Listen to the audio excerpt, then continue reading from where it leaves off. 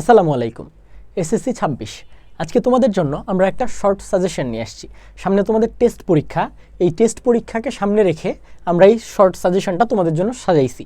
তো তোমরা এতদিন তো অবশ্যই বই শেষ করে ফেলছো, যারা বই শেষ করছো তাদের জন্য তো অবশ্যই অ্যাডভান্টেজ, যারা বই শেষ করো নাই তাদের ক্ষেত্রেও আমরা কিছু শর্ট টপিক বের করছি, ঠিক আছে? একদম ছোট ছোট টপিক। এই টপিকগুলা তোমরা যদি পড়ে ফেলো, ঠিক আছে, মাত্র প্রত্যেকটা চ্যাপ্টার থেকে 2টা করে টপিক, এই 2টা করে টপিক যদি তোমরা প্রত্যেকটা চ্যাপ্টার থেকে ভালোভাবে পড়ো, ভালোভাবে আয়ত্ত করো, তাহলে তোমরা সব ধরনের কোয়েশ্চেন কমন পাবা। ওকে, তোমাদের যে 8টা কোশ্চেন আসবে, এই 8টার মধ্যে আমরা যে টপিকগুলো দিছি এগুলা থেকে তোমরা 8টা প্রশ্নই কমন পেয়ে যাবা, ঠিক আছে? 8টা না পাইলেও অ্যাটলিস্ট 7টা প্রশ্ন তো অবশ্যই কমন পাবা। তাহলে চলো আমরা দেখি যে চ্যাপ্টার ভিত্তিক আমাদের কোন কোন টপিকগুলো সব থেকে ইম্পর্টেন্স দিয়ে পড়তে হবে।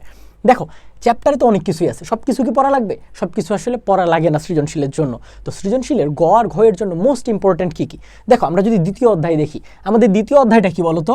দ্বিতীয় অধ্যায়টা হচ্ছে গতি। এই গতি অধ্যায় থেকে আমাদের সবথেকে ইম্পর্টেন্ট টপিক হচ্ছে 2টা, একটা হচ্ছে গতির সমীকরণ আর একটা হচ্ছে লেখচিত্র। গতির সমীকরণ কি কি? দেখো, গতির সমীকরণের মধ্যে আমাদের আছে রৈখিক গতির সমীকরণ, ঠিক আছে? আমাদের কি কি আছে? রৈখিক গতির সমীকরণ, আমাদের আছে পরন্ত বস্তুর গতির সমীকরণ, এবং আমাদের কি আছে? নিক্ষিপ্ত বস্তুর গতির সমীকরণ। তিনটা আসলে একই জিনিস, তিনটা একই জিনিস, কোনো ডিফারেন্স নাই, সামান্য একটু ডিফারেন্স। তাহলে সমীকরণগুলো কী কী? আমি ছোট করে সমীকরণগুলো তোমাদেরকে লিখে দিচ্ছি। রৈখিক গতির সমীকরণ কি আছে? তিনটা আছে। S equal to u t plus half a t square, v square is equals to u square plus 2as v is equals to u plus a t, ঠিক আছে? তারপরে পরন্ত বস্তুর গতির সমীকরণ কি কি? তুমি জাস্ট কি করবা? এস এর জায়গায় এইচ বসাবা, এর জায়গায় জি বসাবা, তাহলে যে সমীকরণগুলো পাবে সেগুলো হচ্ছে পরন্ত বস্তুর গতির সমীকরণ। তাহলে কেমন হবে? H is equals to u t plus half g t square, v square is equals to u square plus 2gh, v is equals to u plus g t. এবং লাস্টলি কি? লাস্টলি হচ্ছে নিক্ষিপ্ত বস্তুর সমীকরণ। তাহলে নিক্ষিপ্ত বস্তুর সমীকরণগুলো কেমন হবে? তুমি জাস্ট এবার কি করবা? জি এর জায়গায় মাইনাস জি বসাবা। কেন জি এর জায়গায় মাইনাস জি বসাবা? কারণ হচ্ছে এগুলার ডিটেইল যদি আমি বলতে যাই তাহলে এই ভিডিওটা বড় হয়ে যাবে, তাহলে আমি ডিটেইল বলতেছি না, জাস্ট বলে রাখি যে বেগের দিক এবং অভিকর্ষ ত্বরণের দিক উল্টা হওয়ার কারণে আমরা জি এর জায়গায় মাইনাস জি বসাচ্ছি। তাহলে সেই ক্ষেত্রে আমাদের সমীকরণগুলো কেমন হবে? H is equals to u t minus half g t square, v square is equals to u square minus 2gh and v is equals to u minus g t. তাহলে এই যে আমার 9টা সমীকরণ, 9টা সমীকরণ কি 9টা সমীকরণ না, অ্যাকচুয়ালি কয়টা সমীকরণ? 3টা। এই 3টা সমীকরণ, এই 3টা সমীকরণে আমরা এস এর জায়গায় এইচ, এর জায়গায় জি বসায় পরন্ত বস্তুর সমীকরণ পাইছি, সেখানে আবার জি এর জায়গায় নেগেটিভ জি বসায় নিক্ষিপ্ত বস্তুর সমীকরণ পাইছি। এই সমীকরণগুলো যদি আমরা ভালোভাবে অ্যাপ্লাই করতে পারি তাহলে আমরা গতির সমীকরণ রিলেটেড সব ম্যাথ করে ফেলতে পারবো। ওকে, অ্যান্ড লাস্টলি আমাদের কি পড়তে হবে? লেখচিত্র পড়তে হবে। কী কী লেখচিত্র আসতে পারে? বেগ সময় লেখচিত্র আসতে পারে, সরণ সময় লেখচিত্র আসতে পারে, এবং ত্বরণ সময় লেখচিত্র আসতে পারে। তার মধ্যে এই দুইটা আবার সব থেকে বেশি ইম্পর্ট্যান্ট। সরণ সময় লেখচিত্র থেকে কি পাই? বেগ পাই। বেগ সময় লেখচিত্র থেকে কি পাই? ত্বরণ পাই। এই জিনিসগুলো যদি আমরা জানি, লেখচিত্র অ্যানালাইসিস করতে পারি এবং গতির সমীকরণ অ্যাপ্লাই করতে পারি, তাহলে আমরা ইজিলি এই চ্যাপ্টারের সব ম্যাথ করতে পারবো। এবং এই চ্যাপ্টার থেকে কিন্তু মিনিমাম একটা কোশ্চেন আসবে এবং ম্যাক্সিমাম 2টা কোশ্চেনও এই চ্যাপ্টার থেকে আসতে পারে, ঠিক আছে? যখন ফুল সিলেবাস ছিল তখনও দেখা গেছে এই চ্যাপ্টার থেকে ডাবল কোশ্চেন হয়েছে। তো এখন যখন তোমাদের শর্ট সিলেবাস মাত্র 7টা অধ্যায়, সেই ক্ষেত্রে টেস্ট পরীক্ষায় ম্যাক্সিমাম স্কুল তোমাদের ফার্স্ট চ্যাপ্টার স্কিপ করে যাবে, সেই ক্ষেত্রে সেকেন্ড চ্যাপ্টারটা তোমাদের অনেক বেশি ইম্পর্ট্যান্ট হয়ে যায় এবং এখান থেকে 2টা কোশ্চেন আসার সম্ভাবনা আছে। তাহলে এই সমীকরণগুলো এবং লেখচিত্র পড়লে তোমরা 2টা প্রশ্ন কমন পেয়ে যাচ্ছ, বুঝতে পারছো?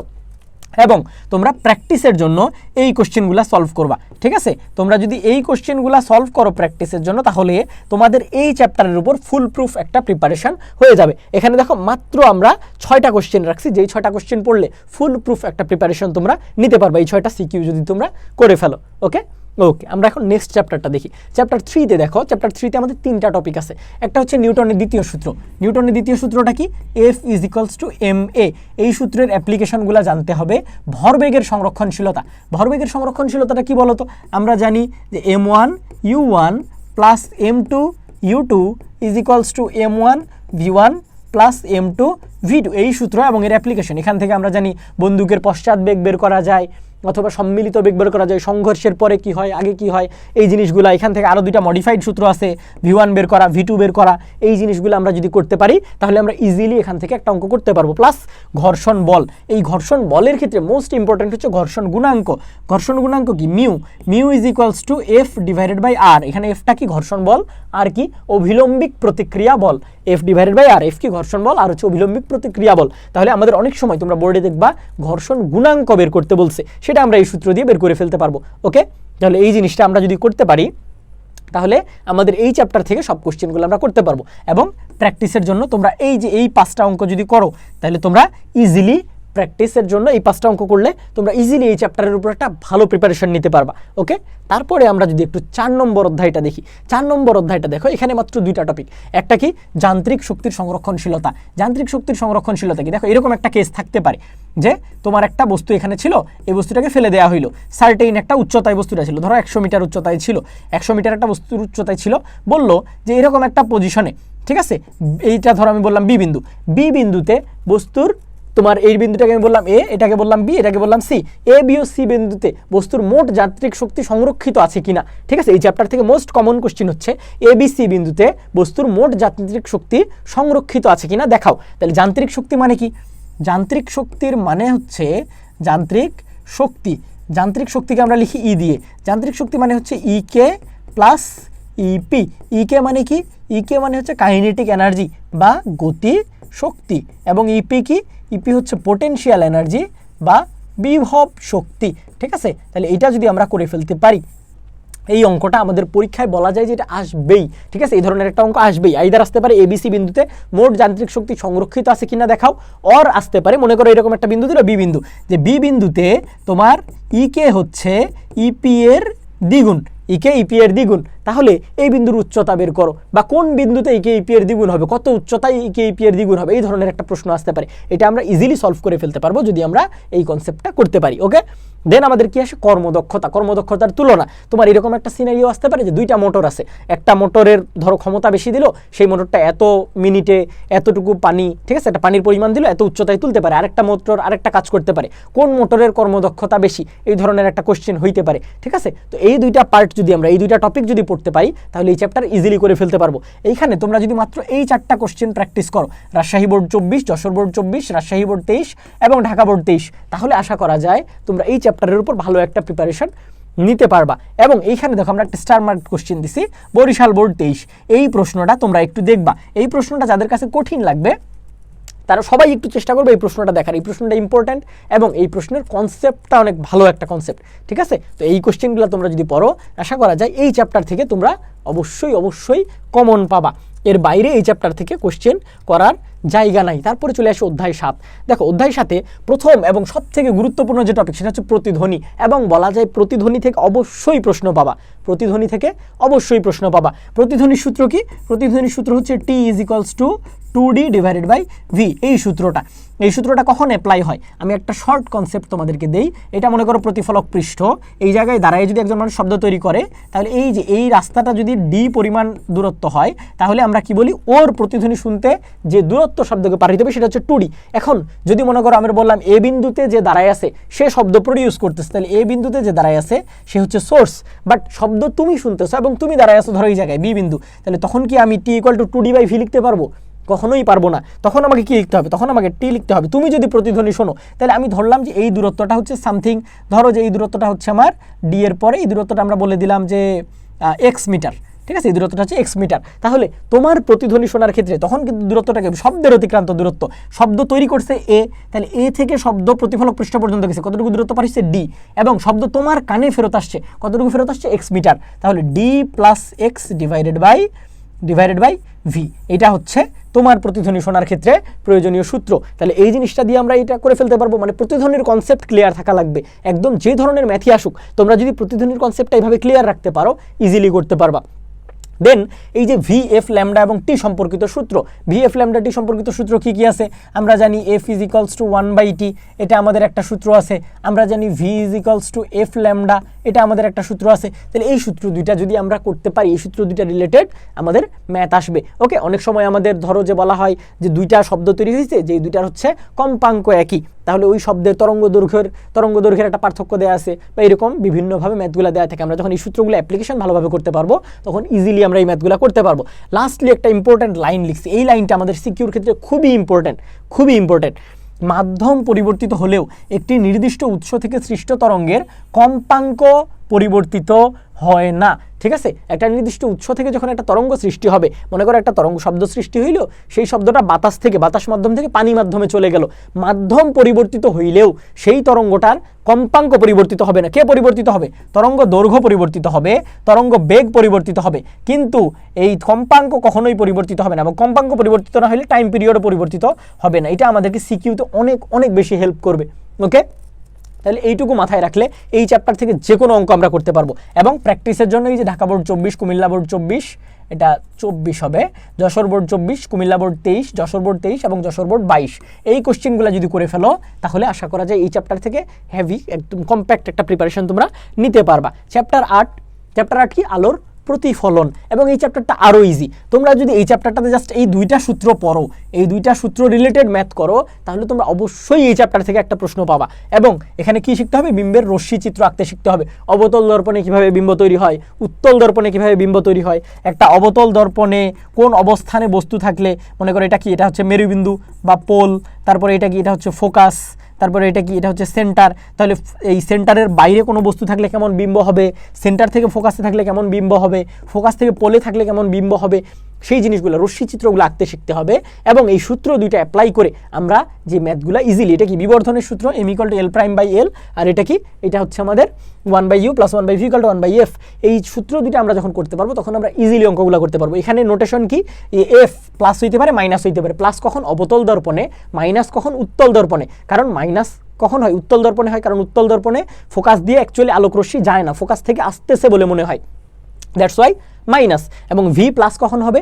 ভি প্লাস হবে যখন বিম্বটা বাস্তব, ভি মাইনাস হবে বিম্ব অবাস্তব, এবং ইউ অলওয়েজ প্লাস। তাহলে এই সূত্রটা অ্যাপ্লাই করতে পারলে এবং রশ্মি চিত্র আঁকতে পারলে বিম্বের, আমরা ইজিলি এই অধ্যায় 8 থেকে যে কোশ্চেনগুলো আসবে সেগুলো সলভ করে ফেলতে পারবো। এবং আমাদের প্র্যাকটিসের জন্য এই কোশ্চেনগুলো ঢাকা বোর্ড 24, ময়মনসিংহ 24, রাজশাহী 23, বরিশাল 23 এবং ঢাকা 22, এই কোশ্চেনগুলো সলভ করলে তোমাদের আশা করা যায় ইজিলি তোমরা এই চ্যাপ্টার থেকে যে কোনো প্রশ্ন আসলে সলভ করে ফেলতে পারবা। ঠিক আছে, লাস্ট আমাদের যে চ্যাপ্টার 10, দেখো এই চ্যাপ্টার 10-এ আমরা 3টা টপিক মাত্র পড়বো, তড়িৎ বল, প্রাবল্য সমান বা নিরপেক্ষ বিন্দু এবং ধারকত্ব। এই 3টা কনসেপ্ট যদি আমরা পারি আমরা ইজিলি সিকিউ করতে পারবো। তড়িৎ বল বলতে কি? তড়িৎ বল মানে হচ্ছে কুলম্বের সূত্রটা application, F = K Q1 Q2 / R², এই সূত্র অ্যাপ্লাই করে যত ম্যাথ করা যায়, এই ম্যাথগুলো যদি আমরা করতে পারি, তড়িৎ বল নির্ণয় করতে বলতে পারে, বল দেয়া থাকতে পারে, মধ্যবর্তী দূরত্ব নির্ণয় করতে পারে, বল এবং দূরত্ব দেয়া থাকতে পারে, একটা চার্জ দেয়া আছে আর একটা চার্জ দেয়া নেই, চার্জের পরিমাণ বের করতে বলতে পারে, তাহলে এই সূত্রের অ্যাপ্লিকেশন করতে পারতে হবে।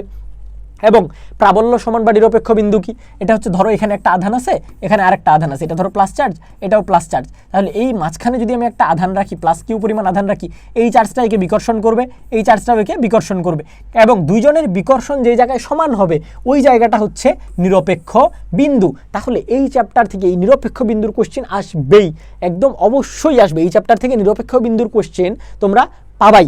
এবার তোমরা তোমাদের টেস্টে তোমরা এটা নিরপেক্ষ বিন্দুর কোশ্চেন পাবাই, ঠিক আছে, এটা শিওর থাকতে পারো। তাহলে নিরপেক্ষ বিন্দু রিলেটেড যে কোশ্চেনগুলো আছে এগুলা করতে হবে। এবং ধারকত্ব, যেহেতু টেস্ট পরীক্ষায় স্কুলগুলোর একটু টেন্ডেন্সি থাকে একটু হার্ড কোশ্চেন করার, বোর্ডের থেকে একটু কমপ্লেক্স কিছু কোশ্চেন করার, তো সেই ক্ষেত্রে ধারকত্ব থেকে একটা কোশ্চেন আসতে পারে, ধারকত্ব বের করতে দিতে পারে।